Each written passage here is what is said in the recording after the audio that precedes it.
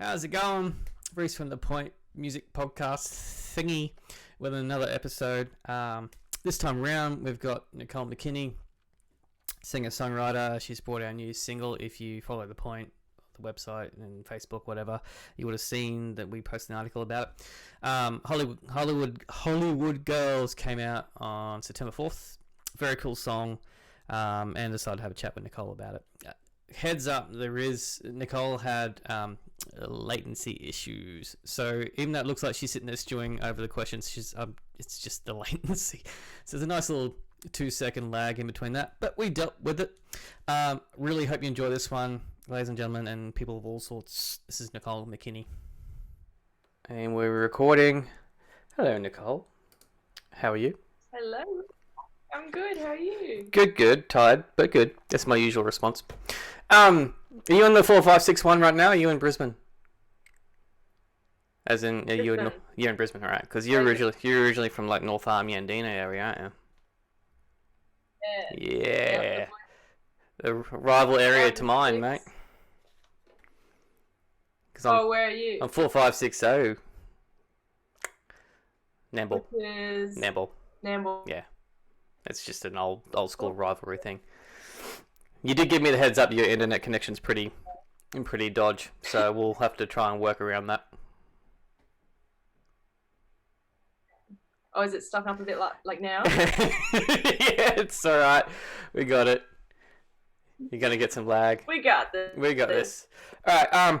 You've got a new single, and I like it because it's actually a little bit different to I like your other stuff, but I like it when people take a bit of a slight different turn to what they've done previously. So, pardon me. Good. Hollywood Girls came out, was it last week? Week before? Just the Friday that's passed. Just gone. When like a whole heap of other stuff came out at the same time. Yeah. Yeah, crazy. Yeah, Friday. Music Friday. Yeah. No, it's been awesome to have it out finally. Like, it's been a long time in the making, that one. So, yeah, it feels good. Oh, how long has this one been in the work for? Wrote it probably like a year and a half ago, and I really wanted to record it. It was probably the first song I wrote that's in this sort of new genre, the more like rocky genre, as opposed to the old folky sort of country ones. And yeah, just sort of didn't know how to. Cause I usually just play the solo, I didn't know how to sort of execute it, but yeah, just found this producer, Luke Willett, and got a couple of bandmates, and they just made magic. So I'm really happy with how it turned out. There's been a few bands that I know that have been actually recording at Hunting Ground there. I don't know why the name sounds familiar, but I have spoken to a few people that have actually recorded there. And now I'm lost. I can't remember who it was. Yeah, I wouldn't know any Sunny Coast people. No, it's definitely Brisbane bands or something like that. Yeah, completely gone. Anyway, the reason why I like the song is it's a bit darker. I think I said that in the article when it came out. Because your previous stuff was, you're right, it was like alt country to me, and it's not something that I listen to all the time, but I appreciate it. But this has definitely got a darker tone to it. Yeah, definitely, sort of more like rocky, which is nice because like I really wanted it to just be like, I didn't want to care about reaching an audience or having like a happy song. Like, I wanted it to be what it was. So yeah, I'm glad you liked the dark vibe. Well, was that intentional from the get go though? Was it like basically an intentional direction for you to actually go in that darker tone instead of staying in where you're familiar with? Yeah definitely, because when I wrote the song, it was basically how the song is now and released is the same vibes. Like, I get the same feeling as when I first wrote it and played it alone, like just that sort of drony, like dark sound. So yeah, that was the intention. And yeah, it was sort of a song for myself, which was nice. Yeah. Because I got a bit of a PJ Harvey kind of thing mixed with like Ruby Fields. It's a weird mix, those two, but that was the kind of thing I was picking up on. I don't know if you've ever listened to PJ Harvey before. Yeah, well, it's funny because no, I heard of them, but no, I No. haven't listened. Yeah, PJ Harvey, she's an amazing artist. You'd probably like some of her stuff, actually. So, if you're going down this vibe. But yeah. True. Yeah, I'll have to look her up. Mm-hmm. Um, Probably like it's a huge influence in my music in like the last year, and because I used to do obviously that like sort of old country folk pop stuff, but yeah, I've been listening to, I don't know if you know Alex G. Yep. Yeah, I'm obsessed with Alex G. I love him so much, and yeah, I started listening to him like a year ago, and it just like opened this whole new world for me, and like it's just completely different to the music I would listen to, and I just loved it. So it's like really heavily influenced my songwriting. Like a lot of the songs that like I've recorded that I'm going to release next year, they're all very like that vibe, which I'm really happy about because it's like I feel like I'm finally sort of expressing myself fully as an artist, like not holding back, which is really cool. But yeah. Was it kind of like it feels like a bit of a rebirth for you then, in a sense, artistically? Yes, definitely. Yeah, definitely. But yeah, breakups do that to you. Yeah. I find that we won't get into that. Happily married now. It's all good. But yeah, it can change your perspective. It can change your perspective, and music is one definitely a reach, I guess, an outlet. I mean, I started listening to stuff I wouldn't normally listen to when I went through a major breakup. I know that. So yeah, and then it has an influence on your songwriting, and then flows on from that. So I could see what you're getting at. Yeah, definitely. It's definitely a rebirth, and I think it's funny because I was talking to someone. I was doing a gig, and he was like, "Oh, do you know Julia Jacqueline? Like, do you listen to her stuff?" And I was like, "Oh no, I haven't really listened to it yet. Like, because I just haven't. Like, I've listened. I know a couple of her songs from my friends playing them, but I haven't really listened to her yet." And he was like, "Oh, you obviously haven't been through a breakup, but like I was just going through a breakup, and I was listening to Alex G just constantly. And it's funny how like different people have their different like songs that just are cathartic. Yep. Listen to. It's really cool. Yeah. Yeah, it's strange. Julie Jacqueline's a pretty mainstream one.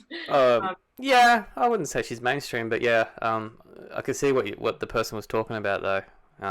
And actually, also the tone that you're bringing out, which is actually strange that they've actually said that. So I can understand why they made that connection. If that makes sense. Yes. Yep. Yeah. I think she's amazing. So it's a compliment.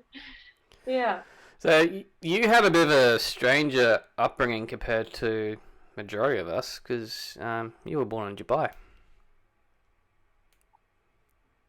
Yes. My parents were expats from Ireland, so they moved there, and had me there. Lived there till I was 8.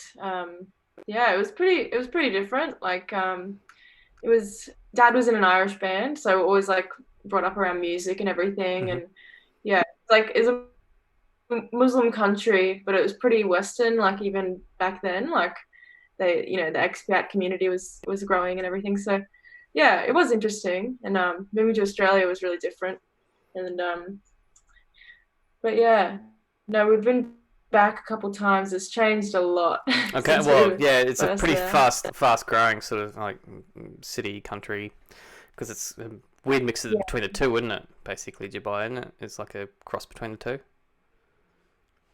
Yeah, it's so strange. Like, it's one, because I think they still have like Sharia law there and things, but then it's like it's quite modern, and they there's heaps of expats there in business and everything, and they balance the two quite well. And they have Christmas celebrations. They celebrate Christmas like bigger than they celebrated in Australia. Like it's crazy, yeah. So it's very multicultural, which is nice. But like talking about like your Irish background and the musical Irish, because having a heavily musical family from an Irish background, it's pretty influential, but I don't see any of that creeping into your songwriting or sound. But then I think of Irish music differently to what you probably are used to. So Yeah. Well, I listen to a lot of like sort of bluegrass folk music, not necessarily like Irish growing up, even though Dad was in an Irish band, but it was sort of like a covers band. They sort of just did the Irish sort of version of songs. But yeah, I guess yeah, I don't know. I really sort of stuck with the folk sort of vibes, but yeah, country. I mean, Irish. It's like I think it can it can for me it can be a bit naff if I'm trying to do it. Like, well, you're feeling a little bit disrespectful to the culture in the sense that you're not doing it justice, or you don't know. Yeah. For sure. Yeah. Like, it's my dad's job. He can do that. You ever listen to the Pogues though? The Pogues. Yeah. Yeah. What's a famous song from them?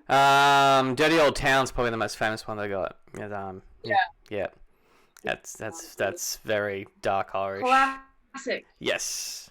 So that's when I think Irish. I don't. Everyone thinks U2 and Cranberries and that sort of stuff, but yeah, I think the Pogues, basically. Yeah, like proper Irish.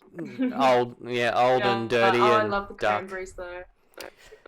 Yeah, I've got a soft spot for him, and like I am a big U2 fan, but old U2 kind of stuff, basically. But they're not. Yeah, I like U2. They're not Irish music though. That's just rock. That's not what I associate with Irish. If that makes sense. I feel like well, Cranberries. I thought that they have like quite a like, even though it's not Irish music, you can tell she's Irish. Yeah, they're still her distinct. Vocal sort of, Yeah. Yeah, it's really cool, and I've noticed that with like a few artists I've been listening to, which I'm not. There's one called Great Grandpa. It's a band, and the lead singer is female, and I don't know if she's Irish. I haven't had a chance to check, but she sings like just so Irish, and it's incredible. Like her song is just, it's so strong, and yeah, I would not be surprised if she was Irish because there's just that sound. Which I've also been getting inspired by, so it'd be cool if I could adapt that. Oh yeah, bring that on. Go down that rabbit hole. That we love doing that. We love seeing people sort of like experiment and evolve in a sense. I mean, every artist should do it. I think it stops you from getting too familiar. Yeah, for sure, definitely. So going back to recording Hollywood Girls, how much of a say did you actually have in the sound while you were recording it? Like, was Luke going in as like a full producer with that, or were you actually sitting with him just going, you know what, I want to go in this direction here, or bring that down, or what? Yeah. Well, I think he knew from the start like what sort of direction I wanted to go in, like keep it sort of just how it sounds when I'm playing it with the band in a room, plus more sort of ambience. So he was really good, and he's like, we're really good as a team. Like we just bounce ideas off each other, and he's so good at what he does. So like he, any parts I was missing or just like wasn't sure of, he just knew exactly what to do, and yeah, never had a problem with anything he chose to do. So yeah, I'm really happy with how working with him went. Like after like 10-hour studio days, we're still laughing. Like it was such fun. Yeah. It can drain you being in the studio. Trust me, as a bass player, it gets boring. Cause yeah, I can imagine. Because normally I'm in there do my track and that's it. Yeah, it does. That's why the couch is always a best friend, and a phone and some headphones, and just tune in when you got to tune in. Yeah, right. Now, obviously, situation, COVID, all that kind of crap. I'd bring this up just about. It was the reason why I started this podcast, basically. Touring and releasing stuff at the same time right now is not the easiest of things. No, it's very like uncertain. For me personally, I haven't really tried getting any gigs or because just the uncertainty of whether it's going to be cancelled and stuff. So I'm trying to just focus on the stuff that I know is for certain. like songwriting, practicing with the band and recording. So they're the main things. And yeah, just sort of developing as an artist in other areas, just giving everything a break, which has kind of been nice. I would like to see like gigs pick up at the end, like towards the end of the year. But touring is a big risk, I think, like especially if you want to go like far, interstate and everything. It's just not really, just can't do it. But like I know a lot of people sort of doing which things. sucks for so many people. I feel so bad for people that had to. Yeah, I mean a lot of people are adapting and basically calling like 4 dates in southeast Queensland, so maybe Gold Coast, 2 in Brisbane, and 1 on the sunny coast as a tour, and that's all we can really do right now. Yeah. Yeah, I think even that's. Yeah, well, it works, and it's still basically at least you're playing and releasing something and celebrating that. Yeah, exactly. I think it's really important, like, and I think that's something I would want to do too, is like a sort of split gig of like the, Brisbane, sunny coast, Gold Coast area. But yeah, just personally, I've been sort of taking a break from organizing that stuff, but and seeing how it all went, with everything opening up and restrictions, it's hard to know. But yeah, props to like the musicians who are still going at it and getting those gigs. It's awesome. Oh, you actually haven't done one at all since this. Since the song came out? Well, no, since like basically since basically restrictions have eased and we can actually play. You haven't done anything. You haven't done a show yet. I've done. Yes, I think I have done a couple shows since. Gosh, I can't remember now. Yeah, it hasn't. It's definitely not been like 0 gigs since February. Yeah. But I just can't remember right now. I think they've been like very small gigs. But yeah, got a couple coming up in the next couple months. Hopefully we'll organise a couple more because it's looking pretty promising. Like, touch good. It's still weird though. Yeah, exactly. It's hard to know. But yeah, I'm looking forward to one I have at the Triffid in a couple of weeks. The Triffid Beer Garden. Mm-hmm. I really love that venue. Yeah. So nice. Have you been there? Yeah, the Triffid. I noticed that they're doing that. To the Triffid. I've played the Triffid like a couple of times. Oh, what? Yeah. With who? Barefoot. Oh wow, that's awesome. Yeah, that's a fun venue. Oh my god, that's like a dream. Triffid. On the big stage. Wow. Yeah, it's good fun. Yeah, that would be mind blowing. Oh my gosh, it's a dream. You live in the dream. Hardly. I'd say what the Triffid. I think the Triffid's a great venue. It's a brilliant venue and great sound and great people that run it. Thing I want to tick off is the basically the Fortitude Hall now. Because I haven't done that one. Oh, yeah, that one I haven't been inside yet. I was supposed to go to see Phoebe Bridgers and the National in March. Mm-hmm. They were playing there, but that was cancelled because of COVID. But I've been to the Outpost Bar, which I think is upstairs. It's upstairs, yeah. Have you been there? Yep. Yeah, it's so beautiful. I went to the Q Music QMAs earlier this year, and that was the first time I actually been to the Fortitude Hall, and yeah, it's incredible. Yeah, so special. But I was at a gig at the Outpost Bar, and it was all sit down, obviously. And the only gig I've been to that's like the sit down one, I was seeing Pool Shop and Clay. Yep. And it was like so beautiful. Like it was kind of nice just to sit and like, not having people around you like pushing and just have a cocktail. It was beautiful actually. You just sort of sit and appreciate the music. Like there's nowhere else to look. You just are absorbed in it. Well, definitely like with certain styles of music. I mean, yours for me would be definitely that sort of thing where I could actually sit back and have a beer and actually just listen to you and watch and really enjoy that. Whereas something like Barefoot, it's reggae. So people want to dance, and it's really, really strange playing to people that are just sitting on their butts, trying very hard not to actually move, or like basically they dance in their seat and that. But yeah, it's very, funny enough, restricting. Yeah. It's that would be really hard. I think yeah, reggae is a music that everyone wants to dance to, even if you don't usually dance. It's just like it gets you going. Pretty much. I mean, we did a show at Soul Bar when they first started bringing the shows back, and we're not used to playing to 300-400 people in that venue. We had to play to 80 people sitting down because that's all they could have in the actual capacity limit. It's so weird.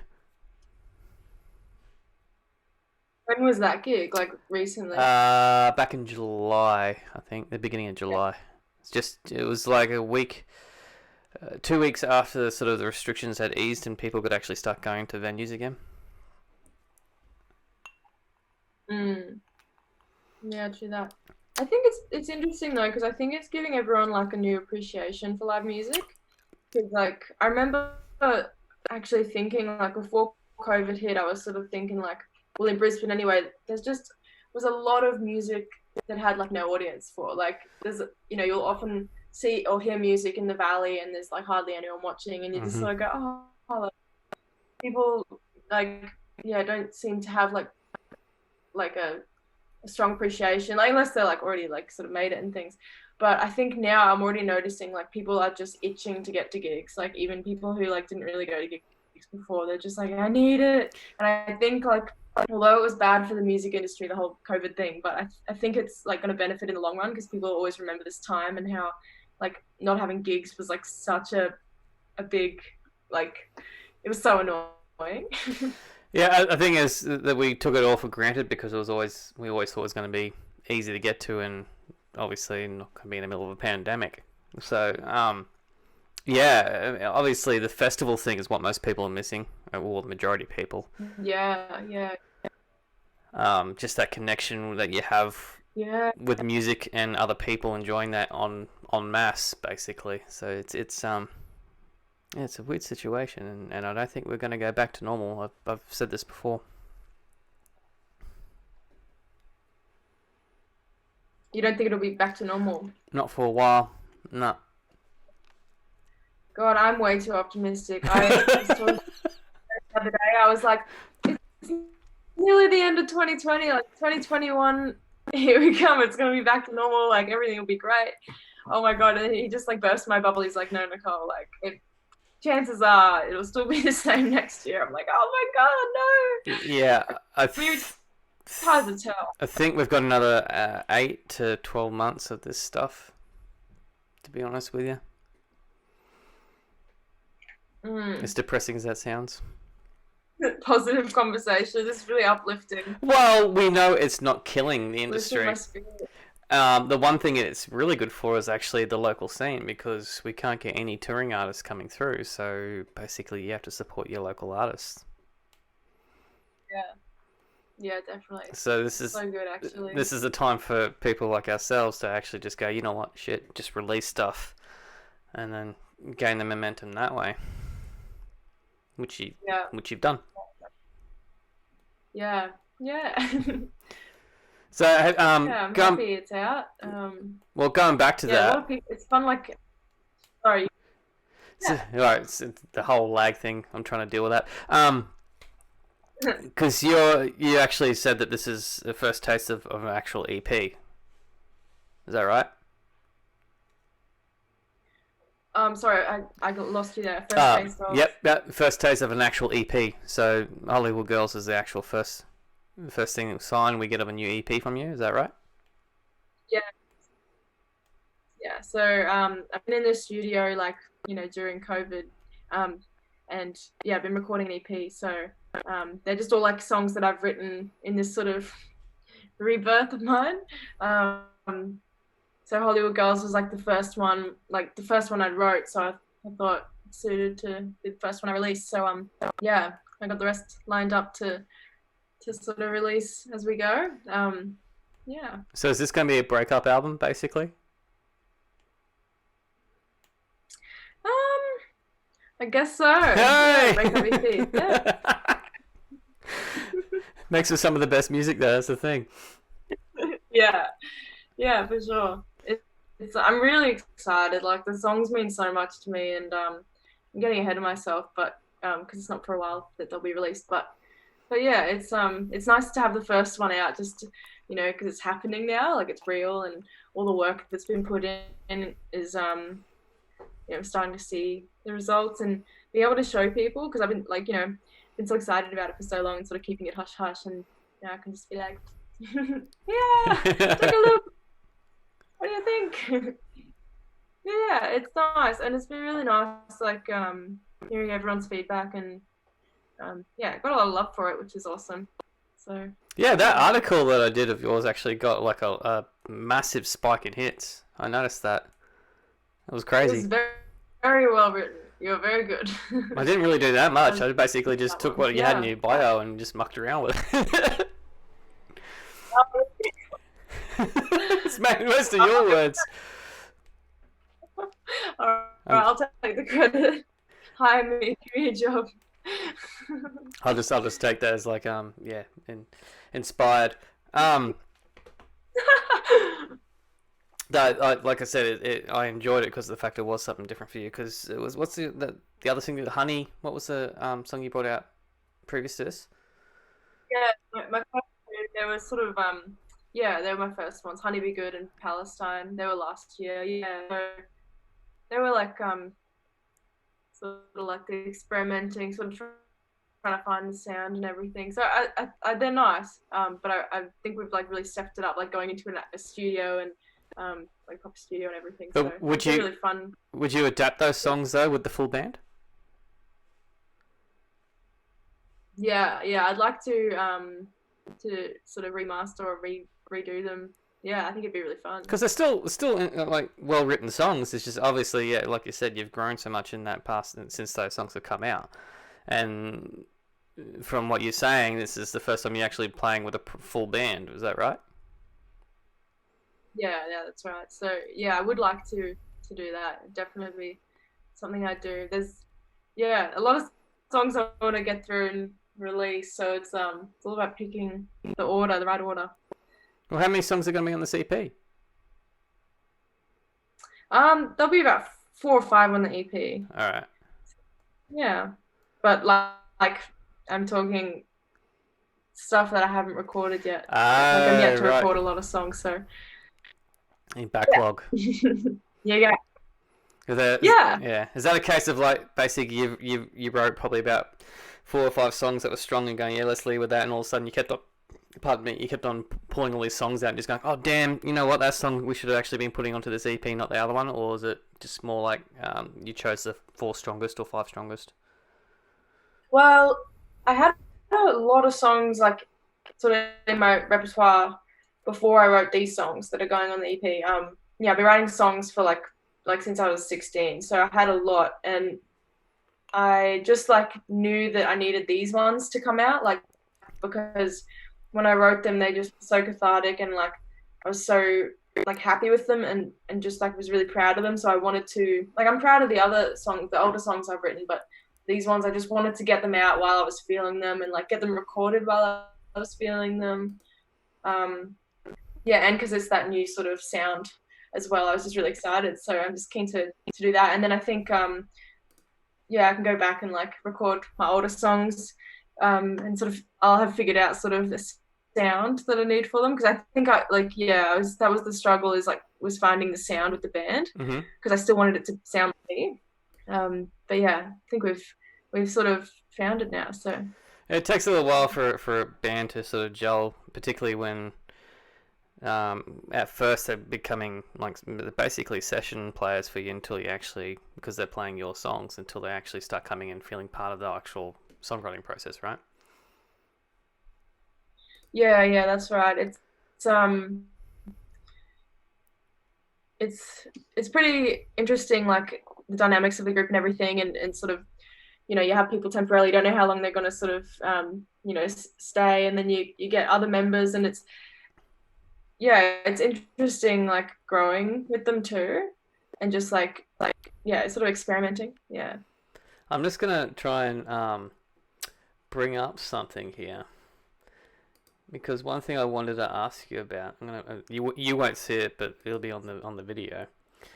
Um, Actually want to ask about the promo photos, because you've gone with this almost witchy kind of vibe, and I'm trying to figure out what the Yeah. aim of that is. I'm just trying to find trying to find it. Hang on a sec, because I'm multitasking here. But yeah, explain while I bring it up. Um, so basically, I just had this like really funny obsession with clowns. Ooh. Around the same time I was writing these songs, like not like creepy, scary clowns, but just sort of like carnival, I guess. Yep. Um, and yeah, I don't know. I just I met this makeup artist who just does incredible art. It's called Juice. Mhm. You can find her on Instagram. I tag her everywhere. And yeah, I knew that I wanted her to do some sort of makeup on me that was like glamorous, sort of elegant, yet sort of theatrical or carnival um, theme. And yeah, we just did that, and I just wanted that to be the face of the song, and because it's like pink and sort of glamorous, but it's also a bit like weird. Yeah. Um, Because I was trying to figure out if it was like a yeah, so constellation on your face or what the deal is with that. But then I guess it's a star. Is that right? just a little like I guess a little clown thing, like a Yeah. little At least you didn't go full Pennywise on this. clown triangle. So Pennywise. Oh god, yeah, yeah, pretty much. So Glamorous would you actually Pennywise. you reckon you would actually adapt? Because you could use this as a persona, you know that. A persona, as in like a marketing thing, like just Well, I mean, it's because of the whole rebirth idea that we've just discussed with your change and that sort of stuff. Um, it could actually be a character. Some people actually adopt a character. I know there's artists that do it quite often. I mean, obviously David Bowie's a good example of that, but yeah, I mean, you could actually come up with a name for this actual persona instead of it being you pouring out and feeling a little bit too personal to the songs or anything. You could actually have this character. oh my god, that's such a cool idea.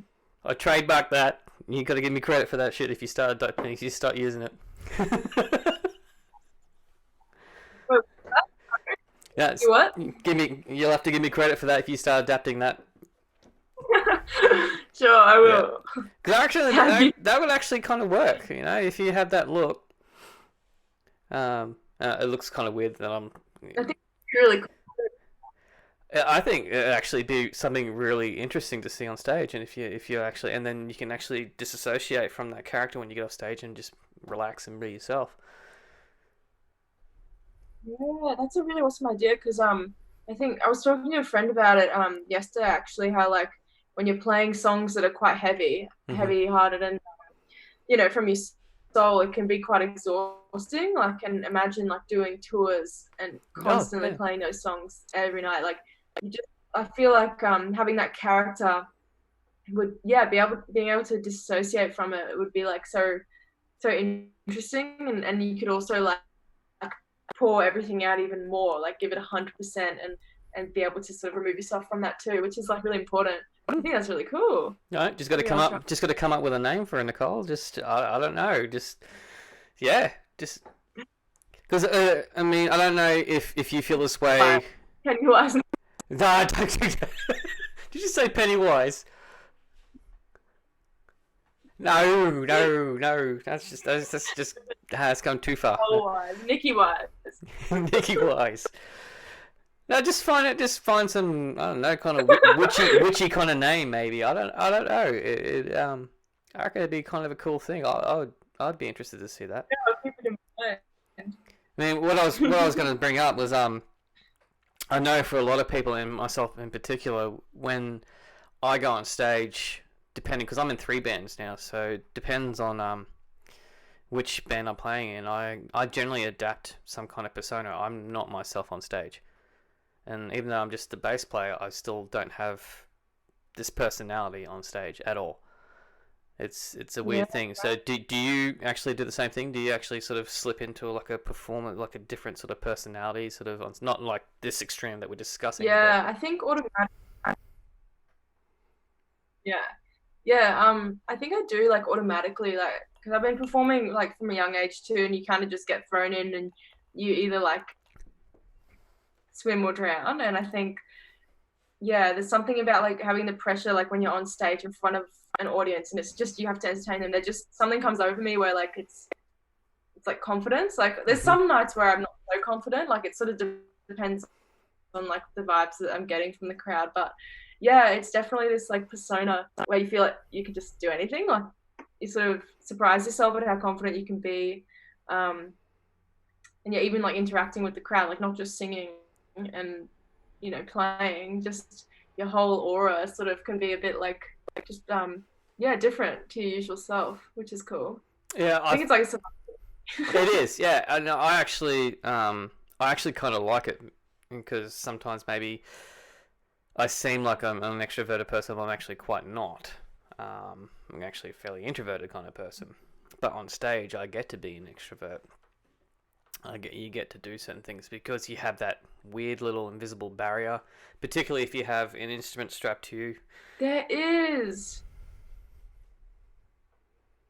Yeah, definitely. There is that like weird barrier where, and it's like the whole audience becomes a whole, like one person, and yeah, it's really interesting. And I think like, well, I think it might come from even from going to gigs like when I was younger. You see someone on stage and you kind of like not idolize, but you kind of like forget that they're like on the same level as you a little bit because they're like on stage, like entertaining this whole crowd, doing something amazing. And like, I think it's just like ingrained in us to like view people on stage as that, like give it like the performer is, giving us something that not everyone can give us. Definitely. So there is that like little barrier.